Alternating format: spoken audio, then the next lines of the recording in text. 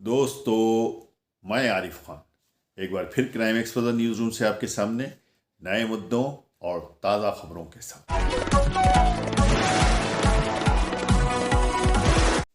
दोस्तों, आज आपको एक ऐसे व्यक्तित्व से मिलाने जा रहा हूं कि जब तक दुनिया में मौसीकी, म्यूज़िक, संगीत रहेगा तब तक उस शख्स का नाम रहेगा। जी हाँ, मैं बात कर रहा हूं मोहम्मद रफ़ी की।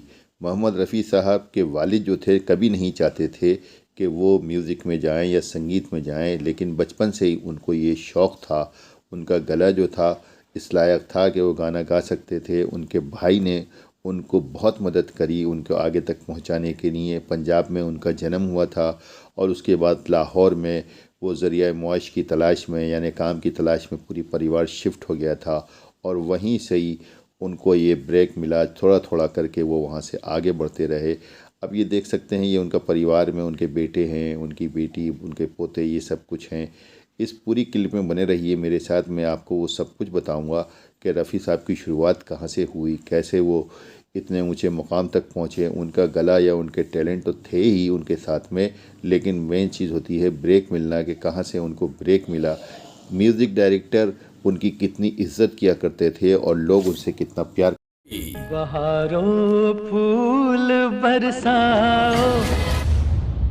मोहम्मद रफ़ी साहब का जन्म हुआ था 24 दिसंबर सन 1924। जगह थी अमृतसर जिला और वहां पर मजीठा नगर के पास एक गांव कोटला सुल्तान। इनके पिता का नाम था हाजी अली और माँ अल्लाह रखी। रफ़ी साहब कुल 8 भाई बहन थे। रफ़ी साहब पहले सुपरस्टार केएल सहगल साहब के बड़े दीवाने थे और उनके गीतों को गुनगुनाया करते थे। जब इन्हें पता चला कि लाहौर आकाशवाणी में केएल सहगल साहब आए हुए हैं और एक कार्यक्रम में वो अपना गीत प्रस्तुत करने वाले हैं, बस क्या था, अपने बड़े भाई को कह दिया इन्होंने कि मुझे वो कार्यक्रम देखना है। वहां पर इनके भाई इन्हें लेकर पहुंच गए, पर अचानक से लाइट चली गई और केएल सहगल साहब ने कह दिया कि मैं गीत नहीं गाऊंगा, जब लाइट आएगी तभी गाऊंगा। और वहीं सुनने आए लोग शोर मचाने लगे। तभी इनके भाई मोहम्मद दीन ने ऑर्गेनाइजर्स को कह दिया, जब तक लाइट नहीं आती तब तक क्यों नहीं आप मेरे भाई से गाना गवा लें, ये बहुत अच्छा गाता है। और गाना गाने का इस तरह से मौका मिल गया और जैसे ही मोहम्मद रफ़ी ने गाना शुरू किया, रात के ख्वाब आए। भीड़ का शोर तालियों की गड़गड़ाहट में तब्दील हो गया। केएल सहगल साहब भी बड़े खुश हुए और उन्होंने इस छोटे से मोहम्मद रफ़ी को आशीर्वाद देते हुए कहा, एक दिन तुम बड़े गायक बनोगे। और उस शो को देखने वहां पर प्रसिद्ध संगीतकार श्याम सुंदर भी मौजूद थे। उन्होंने भी मोहम्मद रफ़ी को सुना और वहीं का वहीं रफ़ी साहब को एक गीत गाने का ऑफर दे दिया। डायरेक्टर श्याम सुंदर के निर्देशन में मोहम्मद रफ़ी ने पंजाबी फिल्म गुल बलोच में जीनत बेगम के साथ गीत गाया। वो पहला गीत था सोनिए नी हीरिए नी और ये फिल्म रिलीज हुई सन 1944 में। और अब रेडियो पर भी मोहम्मद रफ़ी को गाना गाने के लिए इनवाइट कर लिया। कौन जानता था कि ये लड़का जो आज यहाँ गा रहा है, आगे आकाशवाणी और सभी रेडियोस पर सिर्फ इसी के गीत बजा करेंगे। जाए तो अच्छा अच्छा। संगीतकार रवि का कहना था कि रफ़ी साहब बहुत ही सॉफ्ट बोलते थे, पर माइक पर आते ही उनकी आवाज में शेर की तरह बुलंदी आ जाती थी। खास बात यह भी रही कि पहला फिल्म फेयर पुरस्कार भी मोहम्मद रफ़ी साहब को अगर मिला था तो वो संगीतकार रवि के साथ मिला। गाना था सन 1960 की फिल्म 14वीं का चांद फिल्म से और गाने के बोल थे, 14वीं का चांद हो। और इसी जोड़ी ने आगे चलकर 1968 की फिल्म नील कमल के गीत बनाए। मोहम्मद रफ़ी साहब ने गाया, बाबुल की दुआएं लेती जा। और इस गाने ने भी रफ़ी साहब को नेशनल अवार्ड दिलवाया।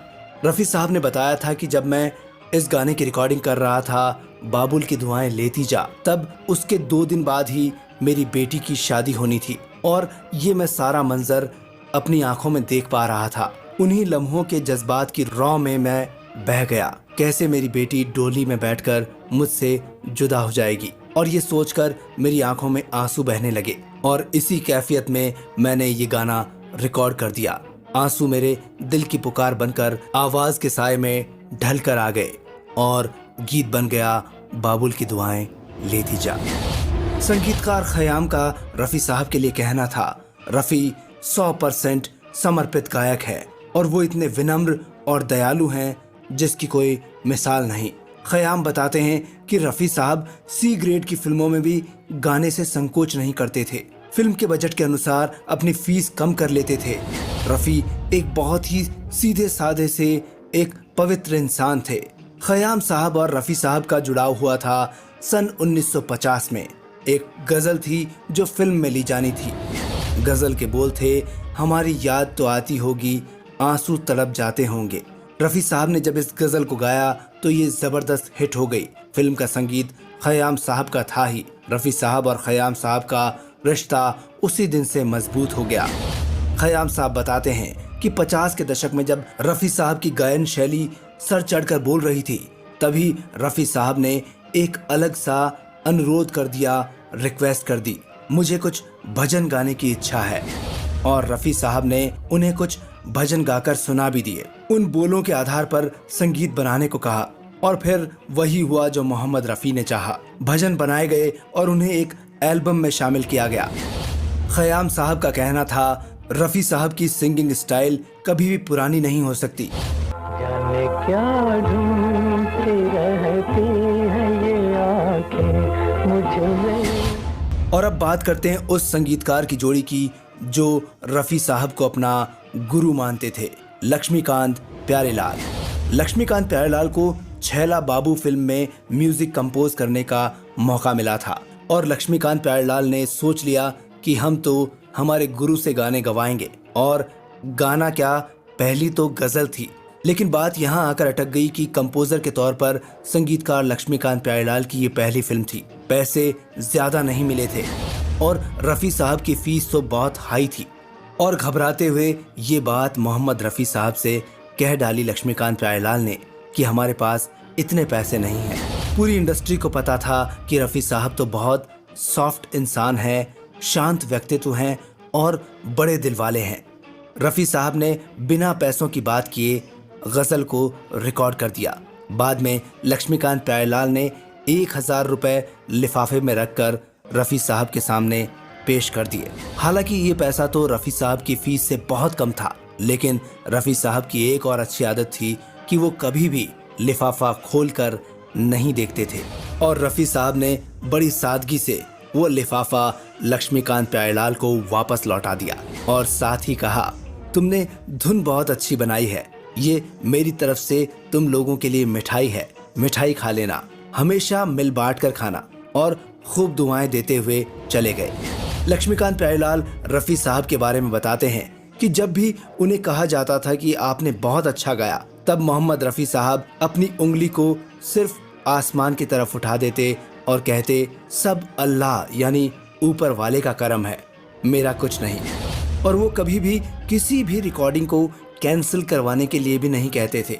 लक्ष्मीकांत प्यारेलाल ये कहते हैं कि उनके गाने की खास बात ये थी कि गाना तो हम ही उनके सामने रिकॉर्ड करते थे, लेकिन वही गीत जब फिल्मों में दिखाया जाता था, तब चाहे जॉनी वॉकर हो, देवानंद हो या दिलीप कुमार या शम्मी कपूर या कोई भी एक्टर हो, ऐसा लगता था वो हीरो खुद ये गाना गा रहा है। आपके लिए कोई भी बड़ा या छोटा नहीं था, सबके लिए गाना गाते थे और वो सबके साथ सम्मान पूर्वक और सादगी वाले लहजे से बात करते थे। लक्ष्मीकांत प्यारेलाल के साथ में बहुत से गीत गाए, जिनमें एक गीत था दोस्ती फिल्म का, चाहूंगा मैं तुझे। आज सवेरे। इस गाने के लिए मोहम्मद रफी साहब को बेस्ट प्लेबैक सिंगर का फिल्म फेयर अवार्ड मिला था। 55 साल 7 महीने और 7 दिन की जिंदगी गुजारकर 31 जुलाई सन 1980 का वो दिन था जब मोहम्मद रफी साहब इस दुनिया से चले गए। एक गहरी खामोशी फिजा में तारी हो गई, कोई नश्तर सा दिल में टूट के रह गया। रफी साहब अनजाने सफर पर निकल गए। रफी साहब को जुहू मुस्लिम कब्रिस्तान में दफनाया गया। उनके अंतिम संस्कार में इतने लोग शामिल हुए जितने महात्मा गांधी के इंतकाल के समय हुए, क्या हिंदू, क्या मुस्लिम, क्या सिख और क्या ईसाई, कोई भी ऐसा नहीं था जो ना आया हो। और उस दिन होने वाली मूसलाधार बारिश भी मानो रफ़ी साहब के लिए लोगों की इतनी दीवानगी थी कि हर कोई उन्हें कांधा देना चाहता था। यहाँ तक कि कब्रिस्तान की बाउंड्रीज पर भी कांच के टुकड़े थे, शीशे लगे हुए थे, लेकिन उनकी आखिरी झलक पाने के लिए दीवाने वहाँ भी चढ़ गए। लोगों के हाथों से खून बह रहा था, पर दीवानगी तो दीवानगी थी। लोगों ने हार नहीं मानी और उनकी कब्र की मिट्टी को अपने घर भी लेकर गए। रफ़ी साहब के निधन पर भारत सरकार ने भी 2 दिन का राष्ट्रीय शोक रखा था। रफ़ी साहब का जाना फिल्मी जगत के लिए इतनी बड़ी क्षति था जो कभी पूरी नहीं हो सकती। किशोर कुमार रफ़ी साहब के पैर पकड़कर बच्चों की तरह देर तक रोते रहे। किसी को कुछ नहीं समझ आ रहा था कि कल वो साथ गा रहे थे और आज वो नहीं है। बारिश देखकर मनोज कुमार ने उस दिन कहा था कि माँ सरस्वती आज खुद रफ़ी साहब के निधन पर रो रही है। वहीं लता मंगेशकर ने कहा, आज संगीत का एक युग खत्म हो गया। दिलीप कुमार ने कहा, हमारे बाद इस महफिल के अफसाने बयां होंगे, बहारें हमको ढूंढेंगी, न जाने हम कहाँ होंगे। मोहम्मद रफ़ी के शुरुआत से ही करीब थे नौशाद साहब। उन्होंने कहा, कहता है कोई दिल गया, दिलबर चला गया, साहिल पुकारता है, समंदर चला गया। लेकिन जो बात सच है वो कहता नहीं कोई, दुनिया से मौसीकी का पैगंबर चला गया। अगर पसंद आई हो तो लाइक कीजिए, शेयर कीजिए और चैनल को ज़रूर सब्सक्राइब कीजिए ताकि डायरेक्ट नोटिफिकेशंस आप तक पहुंचते रहें।